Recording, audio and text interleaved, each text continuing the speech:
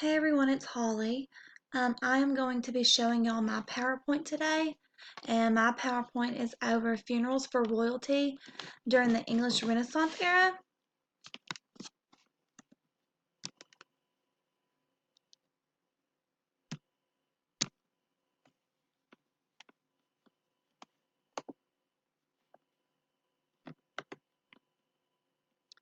Okay, so the Renaissance era was between about 1500 and 1688 AD, and AD stands for after death, which is measured by when Christ died on the cross. This is what that means. So the AD was after death. So.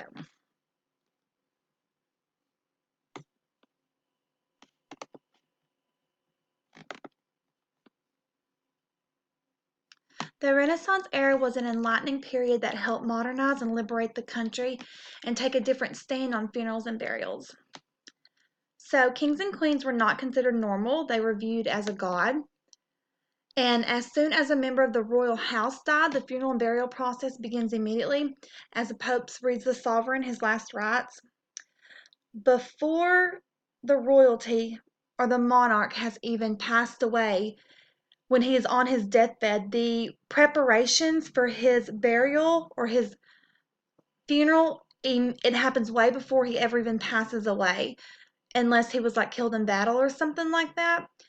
When I say kings and queens were not considered normal, they were viewed as a god. It was it was in their belief for centuries and centuries and centuries that king and queens were on the same level as a god and that they were above people, and that if you were to harm one of the monarchs, it was considered like you were harming a god. They weren't immortal. That's not what they thought. I would say they thought they were invincible.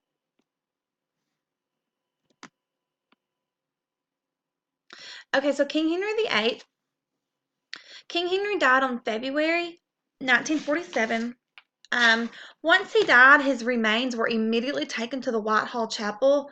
That is a royal chapel in England that only prestigious and nobles and those type of people can go. Regular commoners cannot go to those type of chapels.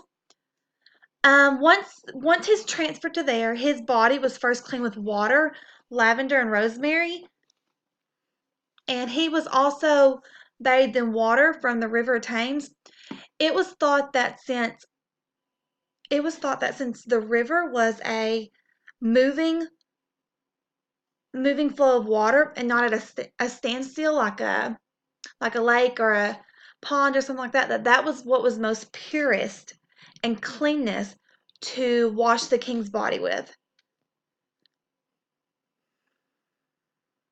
King Henry's body was embalmed with a lead material that kept his body looking plump and as normal as possible.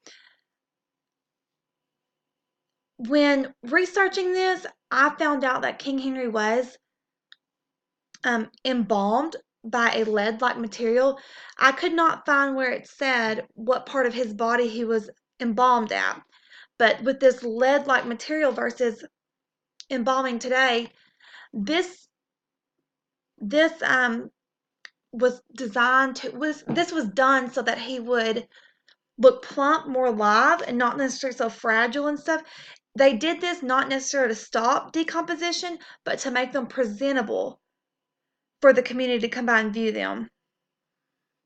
And King Henry is taken to his final resting place by 16 men of his court, and that's usually like nobles, guards, things like that, people that he trusts and that have been with him.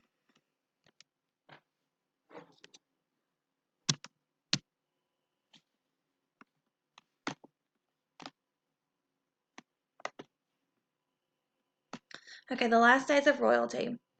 The king's body was all dressed in a royal attire. Monarchs are always given an 11-day funeral. For 11 days, his body is to be laid out for viewing. On day 12, King Henry's body was lowered into his vault that was buried underneath the hall. He was placed beside his third wife. It is sealed and expected to never be opened. Now, going back to the king's body was dressed in all royal attire. I'm sorry. The thought is that when monarchs died, like I'm saying again, they thought they were on the level of a god. So they were certain, they believed that they, going into their afterlife, they were going to be in what they died in. And so royalty was always loaded down in the furs and the jewels and everything like that. It was just not anything typical of what a common folk would wear. Many, many, many times he's buried with gold, coins, everything like that.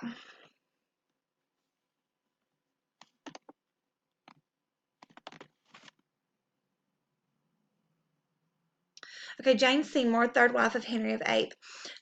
So the slide before this, we were talking about Henry VIII of England, the King of England.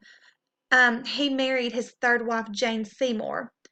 They became pregnant with a child, and after 9 grueling days of labor, Jane died from what they call childbirth fever. We now view that as something called like the equivalent of becoming like septic or something like that, and there's really nothing you can do. Um, Even though she was a commoner, she married the king, therefore granting her the rights to a royal funeral. She was not born into royalty, but at the time of her death, she was still married to the King of England, so she was granted the same rights as any royal member of the monarch would be.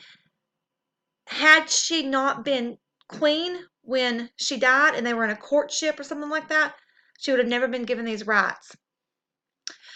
Jane Seymour's body was not embalmed, but it was washed and cleaned.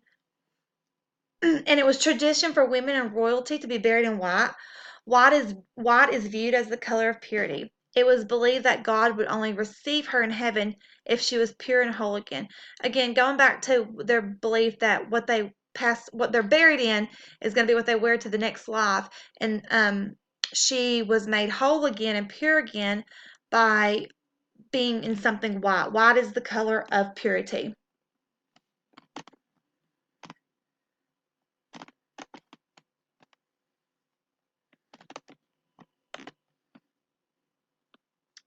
Okay, Queen's last days. The Queen, as well, is viewed for 11 days. Commoners and regular people are allowed to pay their last respects to the Queen. However, it is absolutely forbidden for the King to attend any of the services that were in the public eye. It was believed that if someone saw the King attending any funeral, they would then begin to think and ponder on the King's death. That was considered treason, and even though it was assumed that you were having those thoughts, you were executed by a swordsman, usually on the same day of the accused. So this is a hard thing to grasp. It's super hard to explain for people to get, but the king or queen, whoever's living from the monarch spouse that has just died, is not allowed to go to any of the public funerals, public viewings, public masses, nothing like that might be in the public for any of his country people to see. It was thought that if people were to see a king, for example, at his wife's funeral, people would begin to imagine the king's death, and that was absolutely the worst thing you could do. It was treason, and if it was found out or you were accused of it or even suspected of it, you were usually executed the exact same day. So in those circumstances, the king or the queen, again, whoever is living and mourning, they usually mourn in private, and they go to the chapel and stuff to view in absolute privacy with their guards, and no other common people are allowed to be there.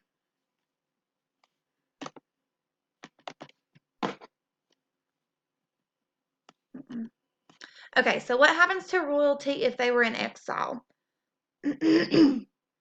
During this era, if a royal monarch had been charged with any type of crime or found guilty, their deaths and burials were completely different than when they were reigning. For example, when Queen Anne Boleyn, Henry VIII's second wife, was sentenced to death by execution, after the execution, her body was wrapped and buried on the court grounds. No coffin, no grave marker, since she married into the royal family and wasn't born into royal. So she was found guilty of whatever it was, and she was ordered to be executed. And once she was executed, there was no proper care in preserving her body. There was no wanting to make sure she was on a certain burial ground or making sure that the king had a say so where she was. Um, it when someone is married into royalty like that and they lose their crown and their rights like that, then they are not given the same token of a funeral.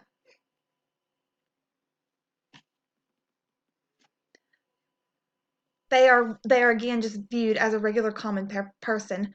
They get no benefits anymore. When Mary, Queen of Scots, was executed, her body was wrapped, put in a coffin with her rosary beads, and buried next to her royal family members on the courtyard. Mary was born into royalty, so she was given the dignity of a proper burial. Mary, Queen of Scots, was found guilty for treason and she was executed, but Mary was born into a family of royalty. Actually, King Henry was her uncle. And even though she was executed, she still was given a proper religious burial, except she wasn't dying as a queen. She was dying as used to being a queen. She was buried on this court grounds, and she was given a grave marker to mark that she was the queen. And she was given all of the privileges except she had committed treason, so that means that she did not she wasn't paraded through town. Nobody got to say their last goodbyes. She just got the gift of the actual burial. So not like the actual, what we would consider like a graveside. She just got that. She didn't get the actual mass and things like that, the chapel and everything like that. So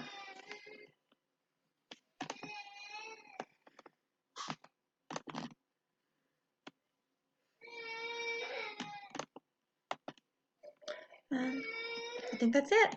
Thank you.